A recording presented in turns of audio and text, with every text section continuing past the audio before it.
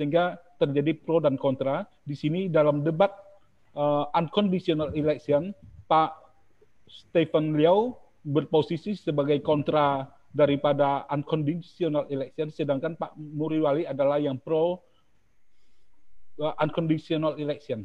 Itu perkenalan dari saya. Silakan 1 menit untuk Pak Stephen untuk memperkenalkan diri dan kemudian dilanjutkan oleh Pak Muriwali. Baik, terima kasih kepada Pak Susanto, salam kenal, dan juga selamat pagi kepada semua pendengar sekalian. Karena ini adalah sesi kedua dari seri kita, minggu lalu sudah, maka banyak pendengar mungkin sudah kenal. Saya adalah Stephen Liao, saya pendidikannya pertama-tama sebenarnya dokter umum, tapi kemudian saya belajar teologi sampai tingkat doktor di Amerika, di Tabernacle Baptist Theological Seminary dan juga di Bible Baptist Theological Seminary. Saat ini saya melayani di GBIA Grafe, Baptist Independent Alkitabiah Grafe, dan juga di Grafe International Theological Seminary Jakarta sebagai dekan akademis atau pembantu ketua akademis. Oke, saya rasa cukup dari saya. Silakan Pak Muriwali. Ya, kalau dari saya kira tidak perlu juga lagi untuk memperkenalkan diri. Jadi saya berharap saja nanti interaksi-interaksi yang ada itu boleh berjalan dengan baik dan boleh menghadirkan argumentasi-argumentasi yang baik dan berbobot sehingga kita betul-betul bisa memunculkan kebenaran di dalam perdebatan ini. Itu intinya ya. Jadi bukan masalah menang atau kalah, tetapi bagaimana kebenaran Alkitabiah itu sungguh-sungguh muncul di dalam seluruh pembicaraan kita hari ini. Saya kira itu saja Pak dari saya. Oke, terima kasih untuk Pak Stephen dan Pak Muriwali. Aturan, saya akan tetap bacakan aturan untuk perdebatan. Dimulai sesi yang pertama adalah paparan materi oleh masing-masing pendebat, yaitu selama 7 menit, 1 orang 7 menit, jadi 2 orang 14 menit. Lalu ada sesi saling menyangga 3 menit, sebanyak 6 kali gantian. Dan ada closing statement, sesi yang ketiga adalah 5 menit. Silakan, paparan ini akan dimulai oleh Pak Stephen Liao. 7 menit, Pak. Dan sejak Bapak berbicara, maka timernya akan langsung dinyalakan 7 menit. Terima kasih. Oke, share screen saya sudah kelihatan ya. Selamat pagi semua, saya ucapkan. Dan hari ini saya mengambil posisi kontra unconditional election. Dan saya akan menjelaskan sedikit apa itu unconditional election dan mengapa kita harus menolaknya sesuai dengan Alkitab. Unconditional election adalah salah satu doktrin inti di dalam kekristenan, di mana seperti John Calvin katakan, all are not created on equal terms. Tuhan tidak menciptakan semua manusia sama. Ada manusia yang Tuhan sudah ciptakan dengan maksud supaya mereka binasa, dan ada yang Tuhan ciptakan dengan maksud supaya mereka hidup kekal. Dan menurut Westminster Confession of Faith, pengakuan Calvinistik, bahwa ini mengalir dari penentuan Tuhan atas segala sesuatu. Tuhan menentukan segala sesuatu, oleh karena itu wajarlah bahwa Tuhan juga menentukan siapa yang masuk surga, siapa yang masuk neraka, tanpa syarat. Jadi sangat jelas mereka berkata, misalnya poin 2, he had not decreed anything because he foresaw it as future. Demikian juga di poin 5 dikatakan without any foresight, tanpa melihat terlebih dahulu, tanpa adanya suatu syarat, sampai ada suatu kondisi pada diri manusia. Dan pada poin yang ke-7 dikatakan the rest of the mankind, yaitu yang tidak dipilih atau yang direprobasi atau yang intinya dipilih masuk neraka, God was pleased, Tuhan senang. Nah, saya tidak tahu bagaimana Calvinis mau lari dari kata please ini lagi, seperti yang lalu. God was pleased to pass by. Jadi Tuhan senang untuk tidak memilih mereka, artinya membiarkan atau memilih mereka untuk masuk neraka. Dan saudara yang kasih Tuhan, kita akan menolak poin ini. Mengapa? Saya ingin katakan terlebih dahulu bahwa saya adalah orang yang sangat percaya doktrin pemilihan. Saya sangat percaya doktrin predestinasi, karena pemilihan dan predestinasi adalah sesuatu yang alkitabiah. Yang saya tolak adalah doktrin Calvinistik unconditional election atau unconditional predestination. Karena Alkitab tidak pernah mengajarkan unconditional election. Election ada, tapi unconditional election tidak ada. Kalau kita lihat di dalam Alkitab, apa yang Alkitab ajarkan mengenai pemilihan, Alkitab mengajarkan misalnya Efesus 1 ayat 4, bahwa pemilihan terjadi sebelum dunia dijadikan. Kadang-kadang Calvinis salah menafsirkan ini, sebelum dunia dijadikan berarti unconditional. Tidak. Tetapi berdasarkan foreknowledge of God, ya, sebelum dunia dijadikan tidak berarti unconditional. Kemudian Alkitab mengajarkan justru di ayat yang sama bahwa pemilihan itu ada di dalam Kristus. Di dalam Kristus berarti itu syaratnya. Berada di dalam Kristus. Ingat, Alkitab berkata pemilihan di dalam Kristus bukan ke dalam Kristus. Dalam bahasa aslinya en Christo bukan eis Christo.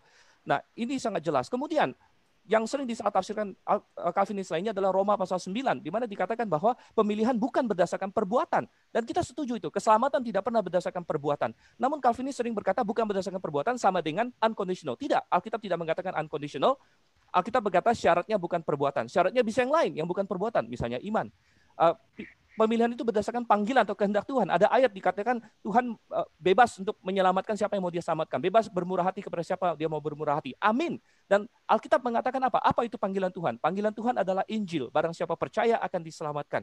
Jadi itu adalah kehendak Tuhan. Tuhan ingin menghendaki menyelamatkan semua orang yang percaya. Dan kemudian sangat jelas sekali bahwa pemilihan berdasarkan pra-pengetahuan Allah. Tadi kita sudah melihat pengakuan iman Calvinistik mengatakan bahwa pemilihan tidak didasarkan pada pra-pengetahuan. Namun ini bertentangan 180 derajat dengan pernyataan Alkitab sendiri. 1 Petrus 1 ayat 2 berkata, elect according to the foreknowledge of God. Elect according to the foreknowledge of God. Sangat jelas bahwa pemilihan itu berdasarkan pra-pengetahuan, kontradiksi dengan pernyataan iman Calvinistik tadi. Roma 8 ayat 29. Whom he did foreknow, he also did predestinate. Sangat jelas sekali. Jadi Alkitab mengajarkan election tapi bukan unconditional election, melainkan election yang didasarkan kepada foreknowledge. Dan kita harus menolak unconditional election karena sudah berlawanan dengan Alkitab. Pertama, berlawanan dengan Alkitab. Alkitab mengajarkan keselamatan itu bersyarat.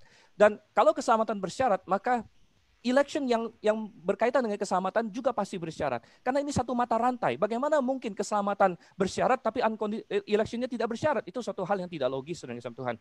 Dan Alkitab jelas apa itu syarat keselamatan. Saya ingin tanya kepada Bapak MYM, apakah keselamatan itu bersyarat atau tidak? Keselamatan pasti bersyarat, saudara kasih Tuhan. Dan syaratnya adalah beriman kepada Yesus Kristus.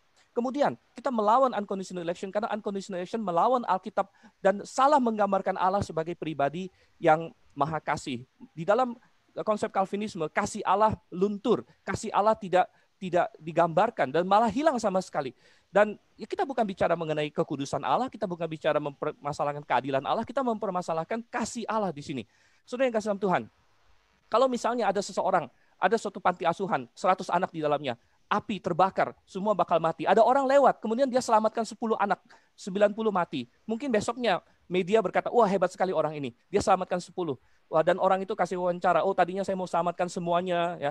Tapi kemudian ternyata ketahuan ada fakta bahwa sebenarnya dia bisa selamatkan semuanya. Dia bisa selamatkan 100-100-nya, tapi dia hanya memilih selamatkan 10. Sisanya I was pleased to pass them by katanya, gitu ya. Maka kita bisa bertanya, loh, kenapa orang ini begini? Ya, tadinya pahlawan, malah sekarang loh, kenapa tidak dia selamatkan yang 90? Apalagi kalau kita gabungkan dengan doktrin Calvinis bahwa Allah menetapkan dosa, bahwa segala sesuatu sudah ditetapkan, maka itu ibarat tiba-tiba mengetahui bahwa ternyata yang menyulut api orang itu juga gitu. Dia yang sulut api, dia yang kemudian selamatkan cuma 10 dan melewatkan yang 90-nya. Karakter Allah menjadi sangat-sangat jelek di dalam sistem Calvinisme. Dan unconditional election melawan Alkitab bahwa Allah mau semua orang diselamatkan. Sangat banyak ayatnya. 2 Petrus 3 ayat 9.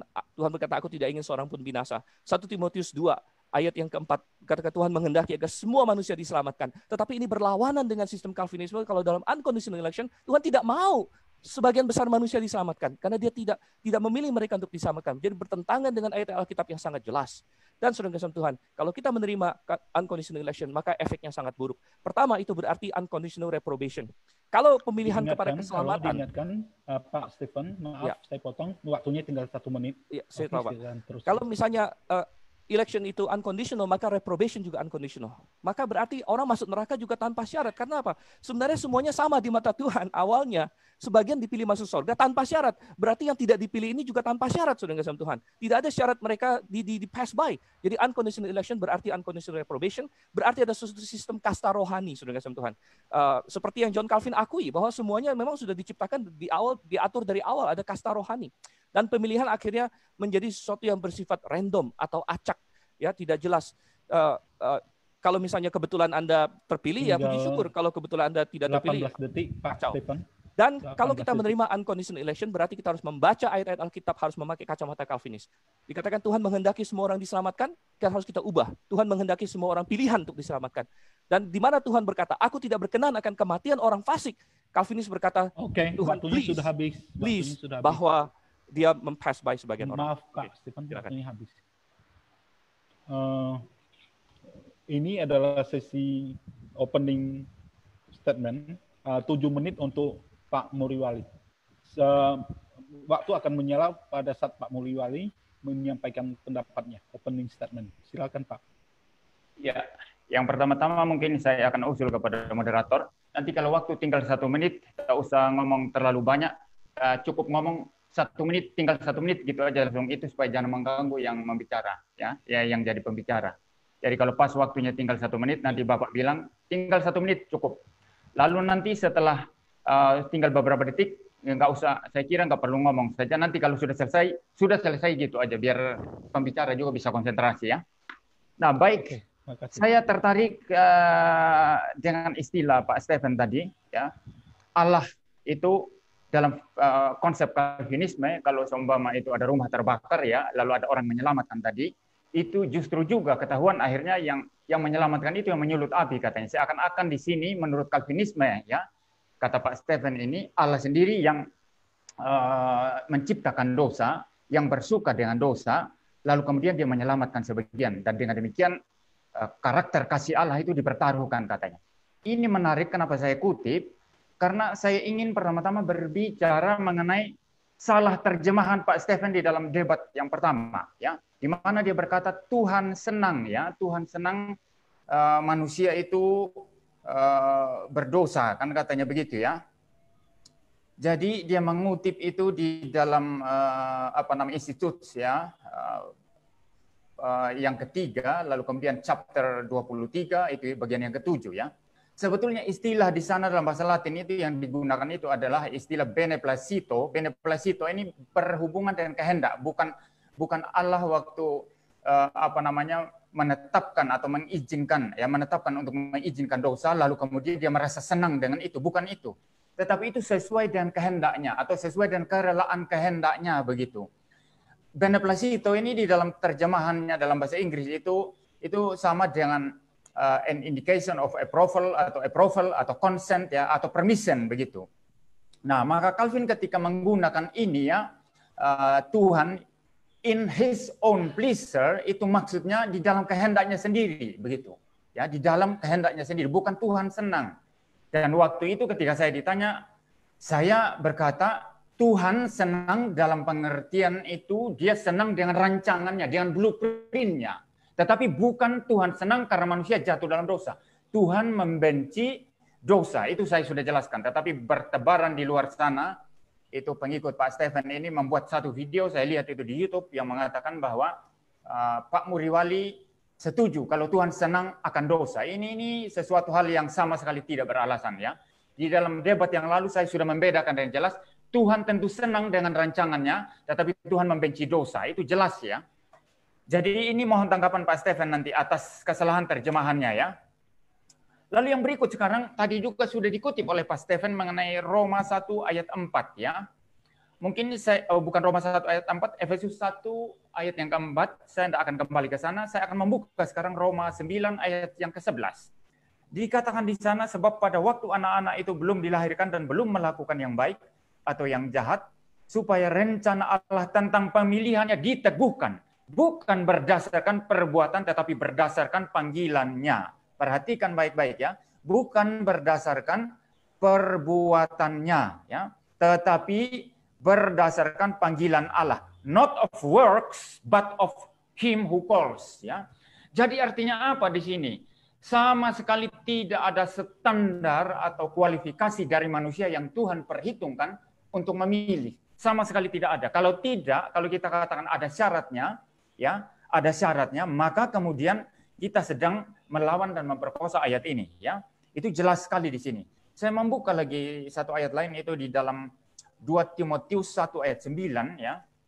Itu 2 Timotius 1 ayat 9 itu berkata dialah yang menyelamatkan kita dan memanggil kita dengan panggilan kudus, bukan berdasarkan perbuatan kita, melainkan berdasarkan maksud dan kasih karunia-Nya sendiri yang telah dikaruniakan kepada kita dalam Kristus Yesus sebelum permulaan zaman. Jadi bukan berdasarkan perbuatan, tapi berdasarkan kasih karunia Tuhan sendiri, ya. di dalam Kristus sebelum permulaan zaman. Ya, jelas di sini ya. Not according to our works, but according to His own purpose and grace, which was given to us in Christ Jesus before time began. Ya, jadi clear di sana, jelas di sana. Lalu mari kita membuka lagi 1 Petrus 1 ayat 2 yang tadi juga sudah dikutip oleh Pak Stephen ya.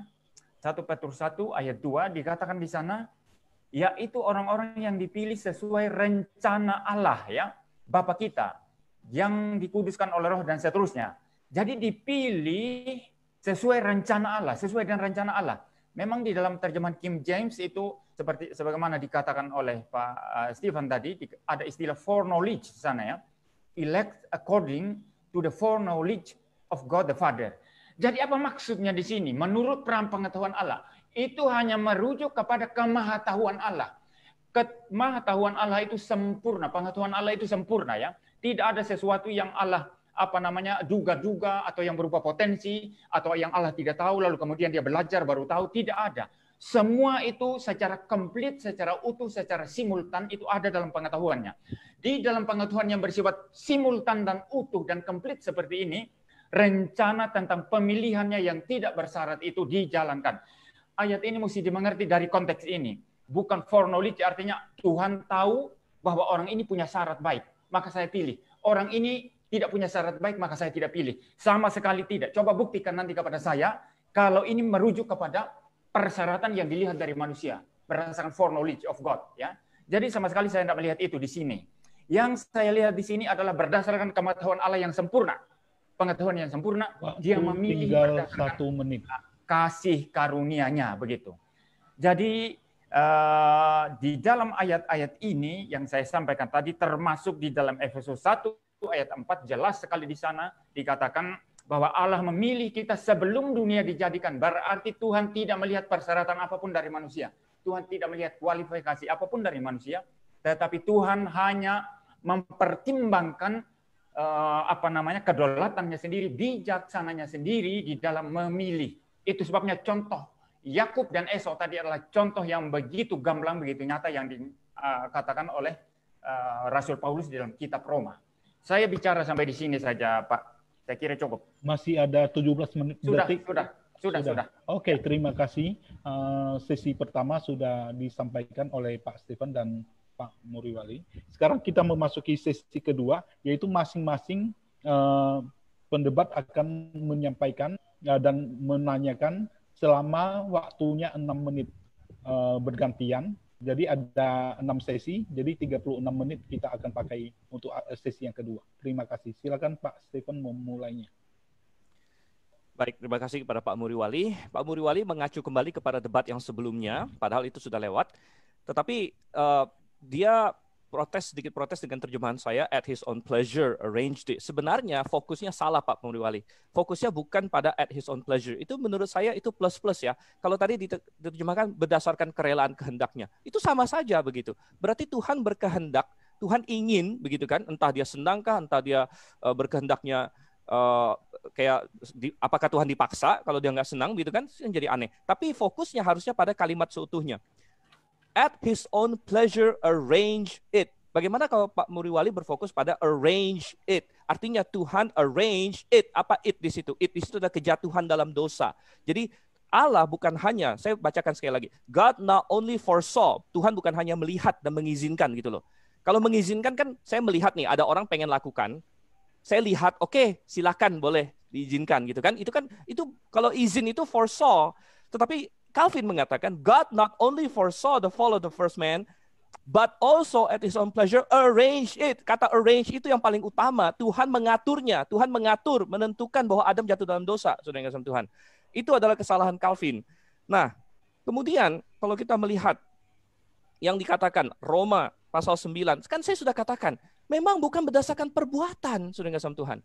Bukan berdasarkan perbuatan, karena keselamatan tidak pernah berdasarkan perbuatan. Justru yang Calvinis sering gagal bedakan adalah keselamatan berdasarkan iman, dan iman bukan perbuatan. Gitu. Iman bukan perbuatan. Tuhan tidak memilih kita karena kehebatan kita, karena kasih karunia benar. Iman itu menerima hadiah. Tuhan bisa melihat siapa yang mau terima hadiah. Apakah terima hadiah itu kehebatan? Tidak. Kalau ada orang mau kasih saya rumah, dan saya bayar 0 rupiah, saya tinggal terima, itu bukan kehebatan saya. Tapi memang ada tanggung jawab manusianya, ada syaratnya, saya harus terima begitu. Makanya saya tanya kepada Pak Muriwali, apakah menurut dia keselamatan itu bersyarat atau tidak, dan apa syarat keselamatan, gitu kan? Apakah keselamatan itu bersyarat atau tidak? Kemudian saya mau tanya kepada Pak Muriwali lagi, apakah Tuhan dalam sistem Calvinisme mengasihi orang-orang yang dia secara unconditional reprobasikan, gitu? Di mana kasih Allah kepada mereka? Bagaimana dengan perkataan Allah dengan ayat Alkitab yang berkata bahwa Allah ingin semua manusia diselamatkan. Tapi dalam sistem Calvinisme kita belajar ternyata ada dekret rahasia. Oh ternyata enggak gitu. Itu cuman kata-kata bohong saja. Ternyata tidak semua Tuhan ingin selamatkan. Sebagian sudah Tuhan tentukan dari awal untuk masuk neraka tanpa syarat. Begitu. Wow, saudara yang kasih Tuhan. Ini sistem yang kacau sekali. Ini sistem yang meragukan dan meruntuhkan karakter Allah. Dan tidak ada satupun ayat-ayat yang tadi dikutip, Efesus dan segala macam, tidak ada satupun yang berkata unconditional. Itu penafsiran. Ya, misalnya dikatakan bahwa habis. Ya oke, silakan.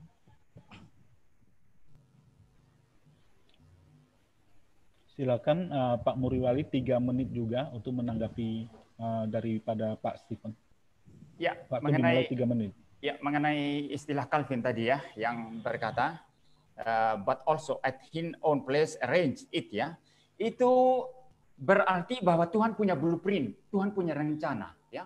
Dan kalau kita membaca istilah ini bukan hanya khusus mengenai mengizinkan manusia jatuh ke dalam dosa, tetapi dalam seluruh rancangan Allah itu memang semua itu dirancang, tidak ada yang kebetulan ya. Maka kalau Allahnya Pak Stephen itu melihat masuknya dosa bukan masuk dalam rancangan Allah ya, bukan dalam arrangement of God, tetapi itu terjadi secara apa istilahnya kecelakaan, lalu kemudian terpaksa Tuhan harus menggunakan plan B untuk menyelamatkan manusia berdosa. Itu Allah yang lemah.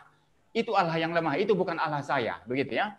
Jadi jelas Tuhan merancang semua secara komplit, secara utuh, termasuk mengizinkan bagaimana manusia jatuh ke dalam dosa. Lalu yang berikut sekarang itu mengenai dikatakan tadi, apakah keselamatan itu bersyarat? Tidak bersyarat.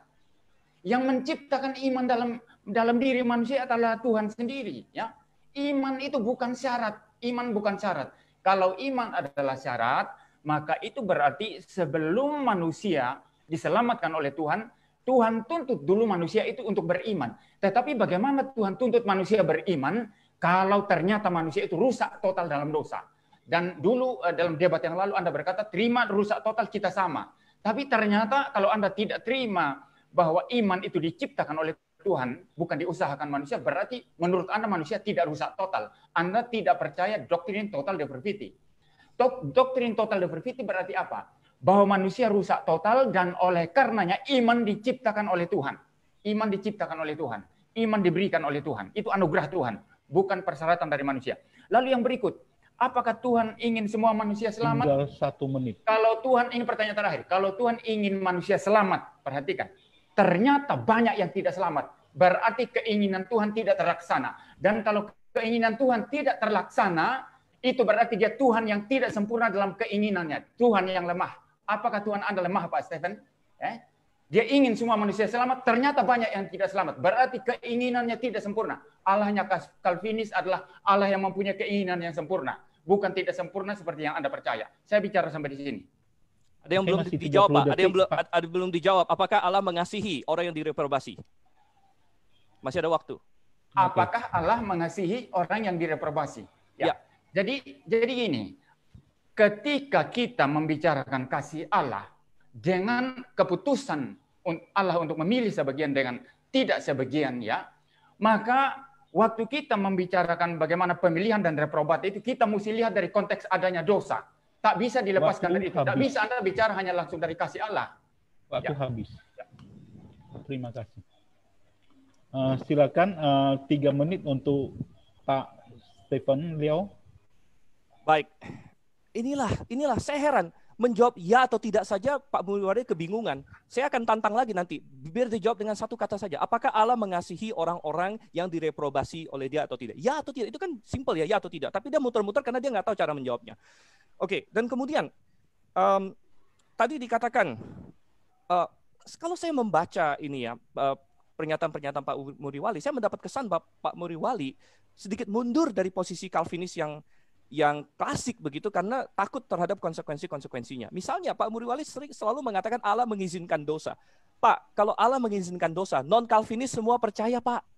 Ya, bukan itu ciri khas Calvinis. Calvinis dengan tegas mengatakan seperti Pak Budi Asali dan lain-lainnya sebagainya, seperti R.C. Sproul, seperti Westminster Confession of Faith, bukan bahwa Allah sekedar mengizinkan dosa, bahwa Allah menetapkan dosa. Itu adalah posisi Calvinis sejati. Kalau Bapak bilang Allah mengizinkan dosa, saya juga percaya bahwa dosa ada dalam rencana Allah. Tapi perbedaannya adalah bahwa dalam sistem saya percaya Allah menciptakan manusia punya kehendak bebas sehingga manusia bisa tidak berdosa. Sedangkan dalam sistem Calvinis, Allah menetapkan dosa, God arranged it, sehingga Adam pasti jatuh dalam dosa. Dia tidak bisa tidak jatuh dalam dosa, begitu. Itu kata-kata Calvin sendiri. God arranged it, bukan Tuhan sudah tahu, kemudian Tuhan izinkan gitu. Itu posisi saya, Tuhan tahu, kemudian Tuhan izinkan. Itu posisi non-Calvinis, Pak. Jadi kalau Bapak mau pegang itu, selamat, silakan beralih kepada non-Calvinisme. Tapi kalau Calvinisme yang sejati, itu berkata bahwa Tuhan menetapkan dosa. Nah, kemudian, apalagi tadi dikatakan mengenai kalau Tuhan ingin semua manusia diselamatkan, lalu kemudian tidak semua manusia diselamatkan, maka keinginan Allah lemah.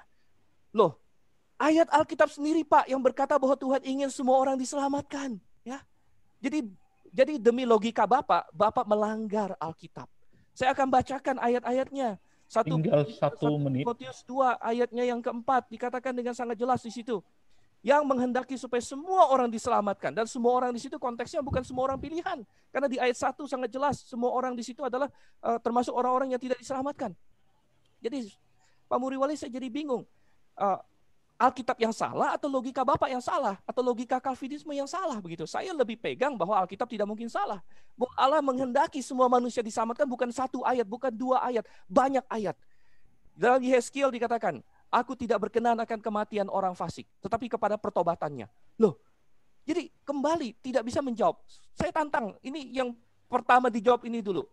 Apakah Allah mengasihi orang yang dia reprobasi atau tidak? Apakah Allah mengasihi orang yang dia tetapkan masuk neraka atau tidak? Allah saya tidak lemah. Kenapa Tuhan menginginkan semua orang diselamatkan tapi tidak semua diselamatkan? Karena Tuhan punya keinginan yang di atas itu. Yaitu keinginan untuk menciptakan manusia yang punya kehendak bebas, yang bisa memilih sendiri. Jadi walaupun Tuhan ingin semua diselamatkan, Tuhan izinkan mereka pilih. Waktu habis. Terima kasih. Pak, sekarang tanggapan dari Pak Muriwali. Silakan 3 menit, Pak. Ya, kesan saya yang pertama, Pak Stephen ini rela menabrak logikanya hanya demi katanya itu membenarkan apa yang merupakan interpretasinya atas Alkitab. Padahal itu interpretasi yang salah. Kalau Calvinis, logika dan Alkitab itu sinkron. Karena pencipta logika adalah Tuhan, bukan setan. Ya. Lalu kemudian masalah pertanyaan tadi. Kalau dilihat dari konteks adanya dosa, lalu ada pemilihan reprobat, jelas Tuhan mengasihi mereka yang dipilih dan membenci mereka yang ditolak. Itu jelas dalam konteks dosa. Mengapa Tuhan membenci yang ditolak? Karena dosa-dosa mereka. Itu alasannya. Pemilihan dan reprobat itu dari konteks dosa. Tidak boleh dikeluarkan dari sana. Karena ada pemilihan dan reprobat itu karena adanya dosa. Ya, jelas dari sana. Tapi kalau dikatakan, apakah Tuhan mengasihi seluruh makhluk secara umum? Dalam kitab Kejadian dikatakan Tuhan melihat semuanya itu amat baik ketika dia selesai menciptakan. Maka Tuhan bersuka mengasihi seluruh ciptaannya. Itu jelas Allah kasih ya. Semua makhluknya dia kasihi ya. Tetapi dalam konteks adanya dosa ya, maka jelas di sana Tuhan memilih sebagian, Tuhan menolak sebagian. Ya, Anda mesti memisahkan ini. Kita mau berpikir ke level teologi yang lebih tinggi, saya berkata kita mesti clear and distinctly ya. Ya, kita tidak bisa campur aduk segala sesuatu. Lalu yang berikut sekarang mengenai Allah tadi ya, mengutip ya, Allah menginginkan semua itu manusia selamat ya.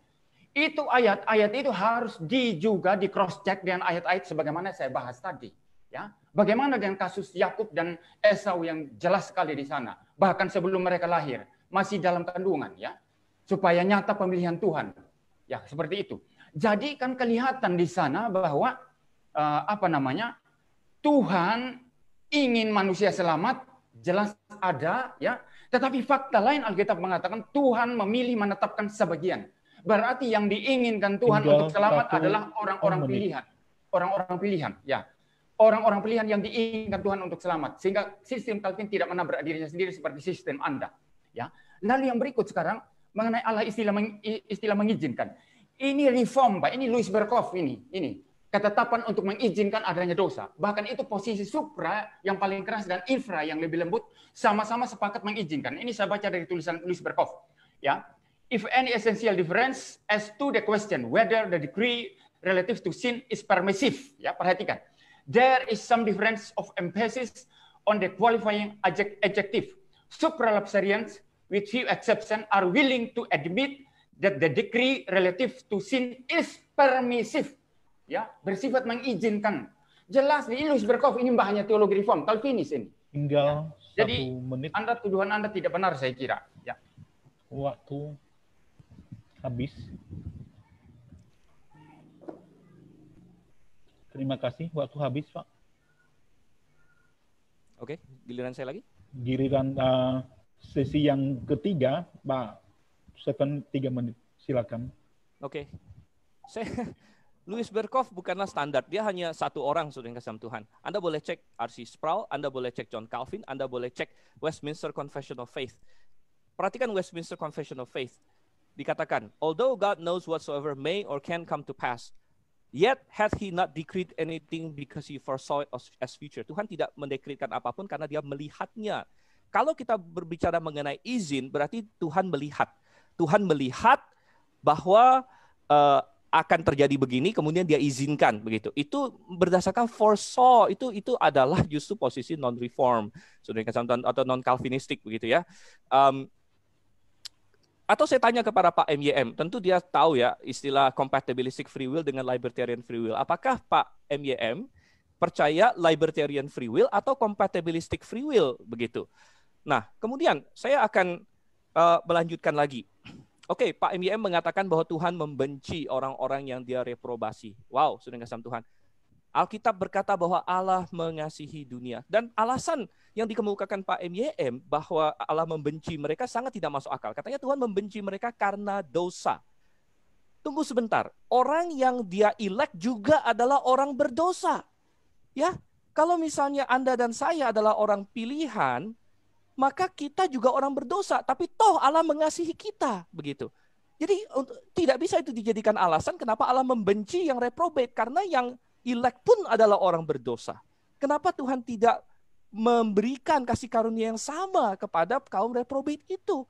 Jelas bukan karena mereka berdosa, karena kita pun elect adalah orang berdosa, begitu. Jadi itu alasan yang sangat tidak masuk akal dan mentah dengan sendirinya, begitu. Dan saya ingin tanya kepada Pak MYM, apakah Pak MYM secara pribadi ya diperintahkan oleh Tuhan untuk mengasihi orang-orang yang di luar Kristus? Katakanlah orang agama lain, orang Islam, orang Hindu, orang Buddha, orang ateis. Apakah Pak MYM diperintahkan Tuhan untuk mengasihi mereka atau tidak? Oke? Apakah Pak MYM, apakah kita orang Kristen diperintahkan untuk mengasihi mereka atau tidak? Saya ingin jawaban yang jelas di situ. Karena katanya Tuhan membenci mereka. Tuhan tidak mengasihi mereka. Dan kalau dikatakan, oh Tuhan mengasihi secara umum. Saudara kasih Tuhan, kasih seperti apa yang ketika menciptakan, langsung sudah menentukan dia masuk ke dalam neraka begitu, tanpa syarat begitu. Kasih seperti apa itu? Dengan kasih Tuhan. Dan sekali lagi, kalau kita bicara Roma pasal 9, tidak ada kata tanpa syarat di situ. Bedakan perbuatan dengan iman. Esau dan Yakub ya, dipilih bukan karena perbuatan, amin, keselamatan bukan karena perbuatan kita. Nah, kalaupun itu bicara mengenai keselamatan di situ, ada orang yang bilang di situ bukan bicara mengenai keselamatan. Eksegesisnya segala macam. Tapi kalaupun bicara mengenai keselamatan, perbuatan bukan iman. Habis, silakan. Tanggapan terakhir untuk sesi ini dari Pak Muriwali, silakan Pak. Ya, tadi dikatakan mengenai kaum elect dan reprobat ya. Jadi apakah Allah mengasihi kaum reprobat? Saya katakan tadi Tuhan membenci mereka dari konteks kejatuhan oleh karena dosa. Jangan waktu kita melihat bagaimana Allah merancang segala sesuatu yang akan terjadi, ya, kita tidak bisa melihat itu parsial ya, secara parsial part by part, tidak bisa. Di dalam pikiran Allah itu semua itu secara holistik itu ada. Maka ketika Tuhan memilih sebagian dan menolak sebagian, itu jelas mempresposisikan dosa. Tuhan membenci dosa. Tuhan membenci dosa.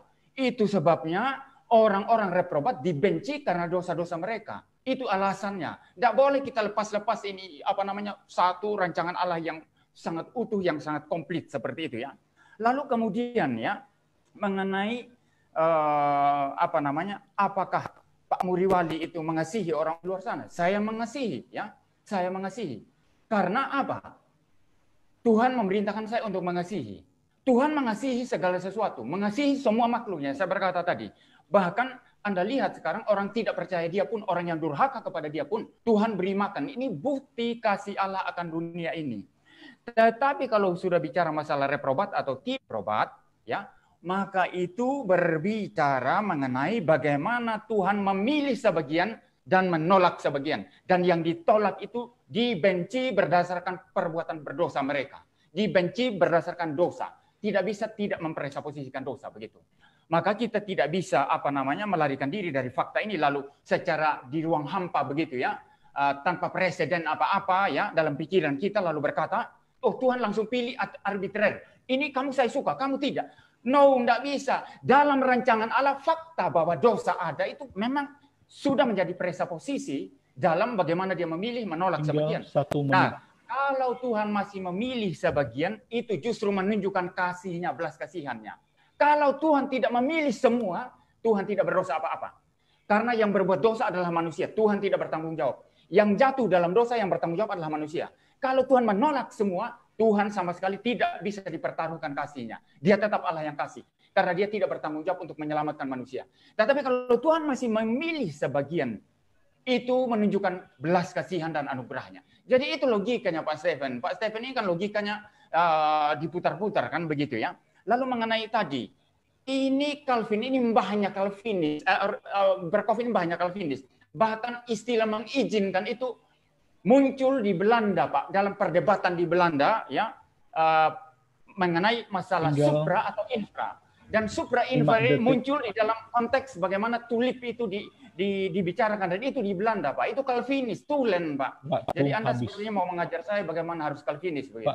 Saya kira Anda bisa. Ya. Oke, sekarang kita sudah selesaikan sesi yang kedua. Sekarang adalah sesi closing statement yang masing-masing akan berbicara dalam waktu 5 menit.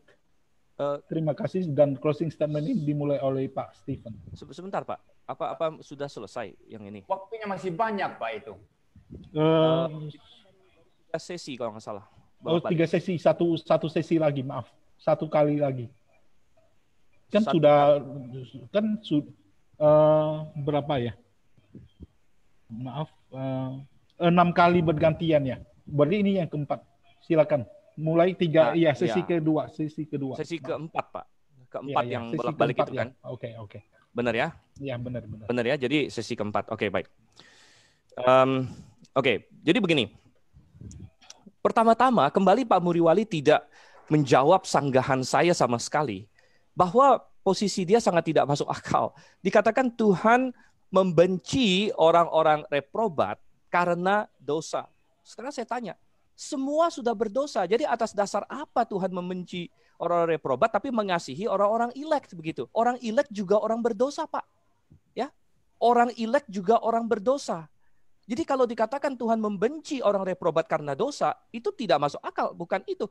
Loh, orang elect juga orang berdosa kok, tapi Tuhan kasihi. Kenapa Tuhan tidak menambahkan atau mencurahkan kasihnya juga kepada kaum reprobat? Toh sama-sama orang berdosa, sama dengan orang elect begitu. Nah, ini yang Pak Muriwali tidak bisa jawab, begitu kan? Dan kemudian Pak Muriwali jadi pelin-pelan tadi, Tuhan mengasihi atau membenci? Di satu sisi dia mau mengatakan Tuhan mengasihi, di satu sisi dia mau mengatakan Tuhan membenci. Lalu dia kasih contoh, Tuhan mengasihi semua makhluknya dengan cara memberi mereka makan. Saudara yang kasih dalam Tuhan, kalau saya kasih misalnya seorang pengemis atau seseorang makan, tapi kemudian habis itu saya ambil pistol, saya tembak dia, saya mengasihi dia atau tidak? Ya. Saya kasih dia makan, tapi kemudian saya ada lihat satu mobil mau tabrak dia, tapi saya biarin aja, gitu. Nggak usah saya tembak deh. Misalnya saya kasih seorang makan nih, saya kasih dia makan nih. Tapi kemudian saya lihat ada truk mau nabrak dia, saya biarin aja dia mati. Toh bukan salah saya, salah dia kok, dia mau kena tabrak truk gitu. Dia nggak hati-hati, lalu ditabrak truk. Apakah bisa dikatakan saya mengasihi dia karena saya kasih dia makan, padahal dia mau ditabrak truk, saya biarin? Gitu. Apakah bagaimana dengan Tuhan? Kemudian Pak Muriwali berkata bahwa dia mengasihi orang-orang di luar sana yang di luar Kristus. Ini sangat menarik bagi saya, karena berarti Pak Muriwali lebih mengasihi daripada Tuhan, begitu. Berdasarkan sistem ini, karena Pak Muriwali mau mengasihi orang-orang yang terhilang. Sedangkan Tuhan katanya menurut versi Pak Muriwali membenci orang-orang yang reprobat, yang terhilang. Jadi Allahnya dalam sistem Pak Muriwali ini jadi kacau. Makanya saya menolak Calvinisme. Makanya saya menolak sistem ini. Karena dalam sistem ini saya dan Pak Muriwali dan semua orang Kristen diperintahkan untuk mengasihi orang-orang yang terhilang. Tetapi Allahnya sendiri membenci mereka, begitu. Buat apa saya mengasihi mereka yang dibenci oleh Tuhan, gitu. Dan percuma bicara mengenai kasih, soal tadi kasih makan, kasih hujan, kasih apa segala macam, padahal yang paling utama adalah keselamatan. Yang paling utama adalah masuk surga atau masuk neraka. Itu adalah yang paling utama. Itu Tuhan tutup dari mereka tanpa syarat, gitu. Dari awal tidak ada di antara mereka sudah lahir sudah dalam dosa. Dan menurut Pak NYM keselamatan tidak bersyarat lagi. Oke. Pak Muriwali silakan menanggapi 3 menit. Ya, jadi Pak Stephen ini kan berputar-putar saja. Saya sudah menjawab semua apa yang dia tanyakan tadi, tapi karena memang dia sudah mempunyai presupposisi itu salah, jadi dia sama sekali tidak membuka ruang untuk mau memahami apa yang saya jelaskan. Jelas Tuhan membenci reprobat itu dasarnya fakta adanya dosa. Di dalam pemikiran Allah yang kekal, yang sempurna itu, semua itu ada. Penciptaan, kejatuhan, penebusan, semua itu lengkap itu. Jadi salah kalau dikatakan dia membenci begitu saja tanpa alasan. Ya, dia membenci reprobat karena fakta kejatuhan manusia dalam dosa. Ya, seperti itu. Lah apakah Allah pilih kasih kalau memilih sebagian? Sekarang saya mau tanya ya. Menurut Pak Stephen itu harta kasih Allah, anugerah Allah itu punya manusia atau punya Allah? Kalau itu harta Allah, Allah bebas dong mau pakai untuk apa. Kalau Pak Stephen punya uang, ya, mempunyai uang begitu ya, lalu berikan kepada sebagian orang uang, sebagian orang lain Bapak tidak berikan. Berikan kepada sebagian pengemis tidak diberikan. Apakah Pak Stephen berdosa di sini? Tidak. Karena uang itu adalah hak mutlak Pak Stephen dan bebas untuk membelanjakannya atau memberikannya kepada siapa saja. Jadi salah kalau menuduh Allah tidak kasih di sini. Tidak bisa. Harta keselamatan adalah hartanya Tuhan Allah. Kasih adalah kasih hartanya Tuhan Allah. Manusia semua tidak layak. Tapi kalau sebagian dipilih tanpa syarat, itu karena Tuhan mau menunjukkan belas kasihannya kepada mereka. Puji Tuhan. Harusnya puji Tuhan. Kalau Tuhan mau buang semua ke neraka, Tuhan tidak bersalah apa-apa di sini. Karena yang jatuh ke dalam dosa adalah manusia itu sendiri. Tapi dalam pemikiran Pak Stephen ini kan begini. Tuhan yang membuat manusia jatuh dalam dosa. Calvinis tidak pernah bicara itu. Yang membuat manusia jatuh dalam dosa adalah dirinya sendiri, bukan Tuhan. Ya. Jadi ini saya kira jangan diulang-ulang terus kan begitu. Pertanyaan saya sekarang kepada Pak Stephen ya. Kalau Tuhan menginginkan semua manusia selamat, menginginkan semua manusia selamat begitu. Tinggal 1 menit. Karena dia dikatakan itu mengasihi semua kan begitu ya. Jadi sekarang ternyata semua tidak selamat. Jawab ini dulu ya. Ternyata banyak yang tidak selamat, banyak yang menuju ke neraka. Apakah Tuhan sempurna di dalam kehendaknya di sini? Kan Allah yang Pak Stephen pegang ini Allah yang lemah. Jadi Pak Stephen ini secara logika itu Allahnya itu lemah sekali, ingin menyelamatkan banyak orang tapi tidak mampu ya. Maka saya tidak percaya Allah yang seperti itu. Saya percaya Allah yang berencana dan dia bergerak sesuai rencananya dan semua itu tercapai, terlaksana secara sempurna, secara utuh, secara lengkap. Ya, saya tidak percaya Allah yang ingin menyelamatkan banyak orang, semua orang ternyata banyak orang menuju neraka. Ya, jadi saya kira ini yang Anda mesti jawab sekarang. Ini yang Anda mesti jawab. Ya, ini yang Anda mesti jawab. Mesti jawab, berikan saya argumentasi berdasarkan kitab suci bahwa Allah itu kehendaknya lemah. Di mana itu di Alkitab itu? Bahwa Allah itu menginginkan untuk selamatkan semua orang, tetapi ternyata banyak yang tidak selamat. Waktu habis. Silakan Pak Stephen yang terakhir. Oke. Yang ke-6. Sesi yang bukan yang itu yang poin ke-5 tadi. Silakan ke-6. Waktunya sudah mau habis 1 jam, Pak. Oke. Baik. Jadi Pak Muriwali lebih percaya kepada Allah yang tidak semengasihi Pak Muriwali, begitu. Karena Pak Muriwali mengasihi orang yang terhilang, tapi Allah tidak mengasihi orang yang terhilang. Ya, seperti yang saya katakan tadi. Jadi, wow, begini Pak, kasih Allah memang milik Allah. Saya tahu itu. Ya. Tetapi Allah sendiri yang menyatakan dirinya maha kasih. Dan dia suruh kita mengasihi semua orang. Tuhan berkata, kasihilah sesama manusia. Dan orang Farisi malah bertanya, siapa sesamaku manusia? Orang Farisi ingin membatas-batasi. Tuhan ingin katakan pada orang Farisi, sesama manusiamu itu semua, bahkan yang kamu anggap musuh, orang Samaria pun itu sesama manusia. Tuhan kasih perumpamaan. Gitu. Tuhan suruh kita mengasihi musuh kita. Saya tidak percaya bahwa kalau Tuhan suruh kita ngasihi musuh kita, kok Tuhan tidak mengasihi musuh dia? Saya tidak percaya kepada Tuhan yang munafik seperti itu, Pak. Gitu. Orang reprobat katanya Tuhan benci karena dosa. Ya. Kan musuh Tuhan. Tuhan suruh kita kasih musuh kita. Kok Tuhan tidak mengasihi musuh dia? Jadi kita disuruh lebih hebat dari Tuhan kalau begitu. Pak Muriwali percaya Tuhan yang selemah itu. Oh, saya tidak. Ya. Dan saudara yang kasih dalam Tuhan. Ya, saya katakan bahwa Tuhan yang mendeklarasikan aku maha kasih. Tuhan yang mendeklarasikan bahwa aku mengasihi dunia. Saya tidak berkata bahwa Tuhan tidak punya hak atau lain sebagainya. Tuhan punya hak, tapi saya melihat dalam firman-Nya bahwa dia berkata dia mengasihi dunia. Sehingga barang siapa berarti terbuka umum. Kalau unconditional election benar, maka semua tawaran barang siapa itu palsu. Palsu, saudara. Karena sudah ditetapkan dari balik layar, kamu iya, kamu tidak. Jadi kalau Tuhan bilang, barang siapa mau datang kepadaku, bohong, palsu. Tawaran palsu itu semua. Itu. Karena sudah disetting dari awal. Ya, sudah disetting dari awal. Siapa yang percaya, siapa yang tidak percaya, sudah Tuhan setting dari awal. Nah, kalau ditanya oleh Pak MYM, bagaimana Tuhan bisa mengingini? Lalu akhirnya tidak tercapai, lalu katanya kehendak Allah itu lemah. Tidak. Ayat firman Tuhan sendiri yang berkata dalam Lukas. Lukas berkata apa? Yesus berseru, Yerusalem, Yerusalem, betapa aku rindu untuk mengumpulkan kau seperti induk ayam anak-anaknya, tapi engkau tidak mau. Jadi jawabannya apa Pak Muriwali? Jawabannya adalah kehendak bebas. Jawabannya adalah Tuhan punya kehendak yang lain. Kehendak dirinya sendiri di atas kehendak dia menyelamatkan semua orang, yaitu kehendak untuk menciptakan manusia yang punya kehendak bebas, yang memilih dia dengan bebas. Artinya begini, saya bisa pengen makan donat, itu kehendak saya. Tapi saya tidak jadi makan donat karena kehendak saya juga, bukan karena saya nggak mampu, bukan karena saya nggak bisa beli, tapi karena saya bilang, jangan, saya tidak mau makan donat karena mungkin saya mau makan yang lain gitu. Jadi Tuhan punya keinginan untuk menyelamatkan semua manusia, tetapi tidak semua manusia diselamatkan. Kenapa? Karena Tuhan punya kehendak yang lain. Yaitu kehendak untuk menciptakan manusia punya kehendak bebas. 5 ya, detik. Yang Pak Muriwali belum jawab, apakah Pak Muriwali percaya compatibilistic free will atau libertarian free will? Waktu habis, atau jangan-jangan tidak tahu habis, Pak. Perbedaannya. Waktu habis. Silakan tanggapan terakhir dari Pak Muriwali.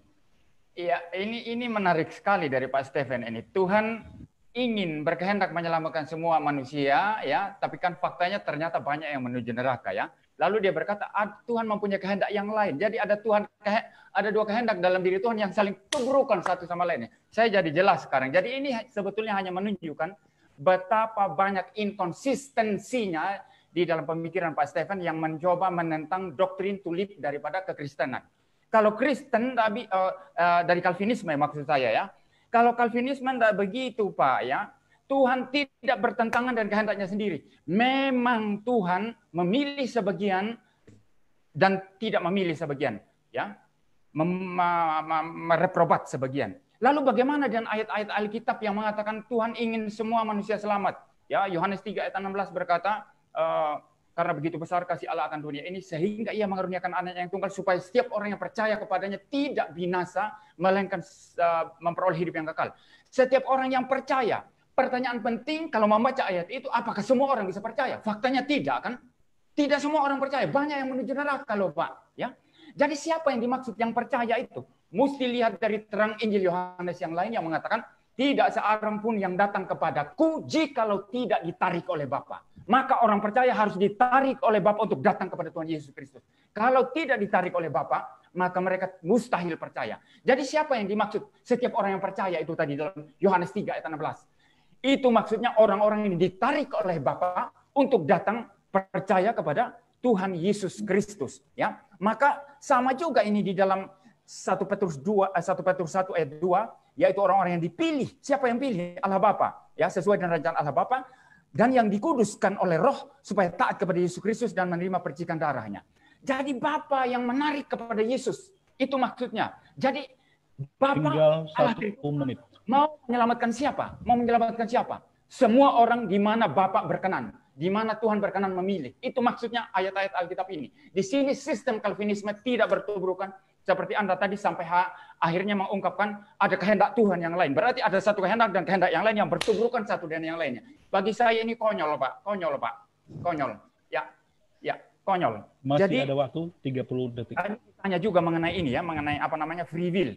Saya sudah jelaskan kemarin. Kehendak manusia itu ya, itu walaupun di Taman Eden itu ada kehendak bebas, tapi terbatas. Terbatas oleh natur Adam, terbatas oleh alam, terbatas oleh manusia yang lainnya, dan terbatas oleh kehendak Tuhan Allah, kedaulatan Tuhan Allah. Bukan kehendak bebas mutlak, nggak ada itu.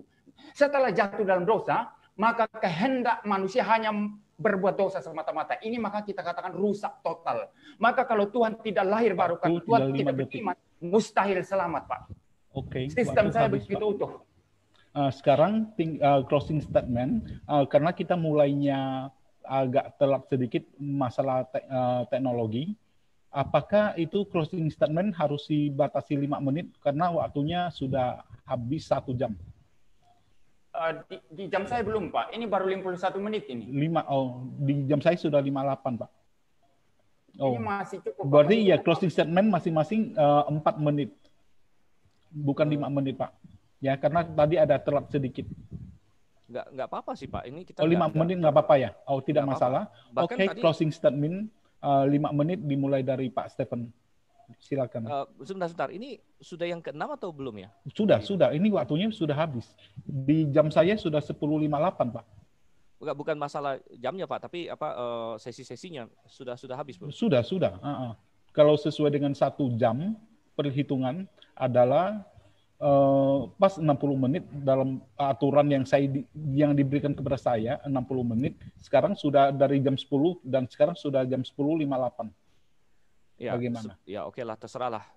Sebenarnya sih kita nggak harus patok mati 1 jam ya, tapi yang penting sesinya habis gitu ya. Iya habis. Kalau sesuai dengan waktu itu memang habis. Jadi closing statement 5 menit dari Pak Stephen dan closing statement kalau sudah itu berarti lewat berarti sudah 70 menit kita pakai, Pak. Terima kasih. Oke, baik. Closing statement saya begini. Sangat jelas bahwa dari tadi Pak Muriwali gagal untuk menjelaskan mengapa Allah bisa membenci orang reprobat yang dia katakan karena dosa. Tapi tidak bisa dijelaskan kenapa kalau begitu Tuhan mengasihi orang elek, karena orang elek juga orang berdosa, begitu kan? Jadi tidak, apa dasarnya Tuhan? Dasar itu tidak ada kalau begitu. Ya, jadi itu sama sekali tidak. Dan kemudian itu mengakibatkan yang Pak Muriwali juga tidak bisa jelaskan bahwa Pak Muriwali disuruh untuk lebih mengasihi dari Tuhan, begitu. Jadi Allah yang dipercayai dalam sistem Pak Muriwali adalah Allah yang membenci begitu banyak orang, ya, namun kemudian memerintahkan Pak Muriwali untuk mengasihi mereka semua, begitu. Jadi Pak Muriwali disuruh untuk lebih hebat dari Tuhan. Ini suatu sistem yang sangat luar biasa kacau. Kemudian mengenai bahwa kehendak Tuhan tubruk dengan kehendak Tuhan. Pak, justru itu Calvinis itu penuh dengan seperti itu. Saya ambil ibarat contoh ya. Tuhan berkehendak nggak Pak Muriwali jatuh dalam dosa misalnya? Apakah Tuhan berkehendak Pak Muriwali jatuh dalam dosa? Ya. Misalnya ada nggak usah pakai Pak Muriwali lah. Seorang Kristen namanya A. Si A ini Tuhan pengen dia tidak berbohong misalnya. Apakah Tuhan pengen dia tidak berbohong? Iya. Tapi kemudian dia berbohong. Nah, apakah kehendak Tuhan tidak jadi kalau begitu? Kan Tuhan tidak ingin dia berbohong. Tapi kemudian dia berbohong. Nah, lalu kenapa seperti itu? Satu-satunya penjelasan adalah seperti yang saya katakan. Tuhan tidak ingin manusia berdosa, tapi kemudian Tuhan punya kehendak lain, yaitu Tuhan punya kehendak menciptakan manusia punya kehendak bebas, begitu. Sehingga akhirnya manusia punya kehendak bebas itulah yang berdosa. Itulah makanya ini kembali mengkontraskan kesalahan Pak Muriwali menanggapin doktrin reform itu sendiri sebenarnya, begitu. Karena kalau kita bicara soal mengizinkan saja, itu adalah non-reform, itu non-Calvinis. Semua non-Calvinis, Pak. Semua non-Calvinis mengatakan Tuhan mengizinkan dosa, begitu. Ya, Tuhan tidak ingin manusia berdosa. Ya. Tapi kemudian manusia berdosa. Saya balikkan ke Pak MYM. Kalau begitu kehendak Tuhan tidak jadi dong. Dia tidak ingin manusia berdosa, tapi kok manusia berdosa? Begitu. Nah, itu kan satu-satunya jawaban adalah karena memang Tuhan ciptakan manusia dengan kehendak bebas. Dan Pak Muriwali, saya tidak bicara mengenai kehendak bebas mutlak, Pak. Saya tahu Abraham nggak bisa terbang. Tapi saya bicara mengenai kehendak bebas, bisa memilih yang lain daripada yang dia pilih. Itu disebut libertarian free will, begitu. Sedangkan Calvinis percaya compatibilistic free will, yang berarti bahwa manusia walaupun punya free will versi Calvinis, namun pasti melakukan apa yang Tuhan tetapkan, begitu. Silakan dibaca, Pak. Compatibilistic free will itu adalah ciri khas dari Calvinis. Kemudian kita melihat lagi di sini. Semua ayat Alkitab tidak ada satupun yang berkata unconditional election. Saya sudah tegaskan, tidak ada satupun. Bahkan dikatakan didasarkan kepada pra-pengetahuan Allah. Pra-pengetahuan Allah. Apa yang Allah ketahui? Tadi Pak Muriwali panjang lebar berkata Tuhan dasarkan pada dekrit dia segala macam, kepada keputusan dia. Benar, oke, itu nggak masalah juga. Tetapi didasarkan kepada pra-pengetahuan. Berarti ada sesuatu yang Tuhan ketahui tentang manusia itu. Begitu. Ada sesuatu. Dan kemudian Pak Muriwali berkata bahwa keselamatan tidak bersyarat. Itu juga bukan posisi Calvinis sebenarnya. Posisi Calvinis sebenarnya adalah bahwa keselamatan bersyarat, tapi election tidak bersyarat. Tapi itu sangat tidak masuk akal. Posisi Pak Muriwali terus terang lebih konsisten, tapi sama-sama salah begitu. Karena Alkitab dengan jelas mengatakan bahwa keselamatan itu bersyarat. Jelas kok begitu. Syaratnya apa? Beriman. Sekarang percaya dulu baru selamat atau selamat dulu baru percaya? Baca Alkitab. Jelas-jelas Alkitab bilang, percayalah maka kamu akan selamat. Percayalah maka kamu akan menjadi anak Allah. Ini dibalik oleh Pak MYM. Selamat dulu baru percaya. Kok bisa selamat dulu baru percaya? Kalau begitu, aneh. Masa selamat dulu baru percaya? Percaya dulu baru selamat, Pak. Anda baca Alkitab di dalam dari Kejadian sampai Wahyu. Percaya dulu baru selamat. Kepada barang siapa yang percaya kepadanya mendapat hidup yang kekal. Barang siapa percaya kepadanya akan diselamatkan. Barang siapa berseru kepada nama Tuhan akan diselamatkan. Bukan diselamatkan dulu baru berseru pada nama Tuhan. Diselamatkan dulu baru percaya. Itu di luar Alkitab sama sekali. Ya, sangat aneh. Dan itu sebenarnya juga bukan posisi Calvinis. Sekali lagi saya katakan, kalau Anda baca buku-buku Calvinis, Calvinis akan mengatakan keselamatan bersyarat, tapi election tidak bersyarat.